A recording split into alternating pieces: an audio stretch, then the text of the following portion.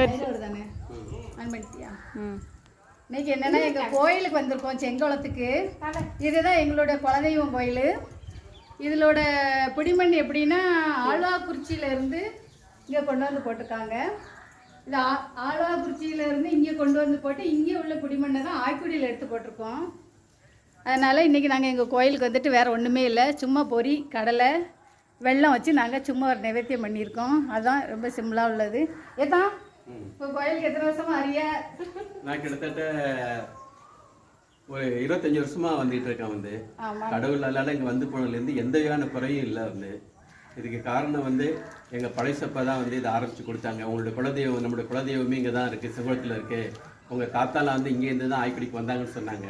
அதுக்கப்புறம் தான் எங்களோட ஆய்க்குடியிலேருந்து அத்தனை கோயில் சொந்தக்காரங்களை இங்கே முத ஆரம்பித்த குலதெய்வத்திலேருந்து சாமி கும்பிட்டு இருக்கோம். இது வரைக்கும் எந்த குறையும் இல்லை. நன்றி, வணக்கம். மற்றும் எங்கள் வீட்டில் எதுவும் ஒரு ஃபங்க்ஷன்னா ஃபஸ்ட்டு இவருக்கு தான் நாங்கள் பாயாசம் வச்சுட்டு போவோம். அதுக்கப்புறம் இவரை கும்பிட்டுட்டு போனதுக்கப்புறம் தான் ஆய்க்குடி கோயிலுக்கு பூசைக்கு கொடுப்போம். அதுக்கப்புறம் தான் ஆய்க்குடிக்கு கொடுப்போம். ஏன்னா ஃபஸ்ட்டு ஆழ்வாக்குறிச்சிக்கு போவோம், ஆழ்வாக்குறிச்சியிலேருந்து இங்கே வருவோம், இவரை கும்பிட்டுட்டு ஆய்க்குடிக்கும் போவோம்.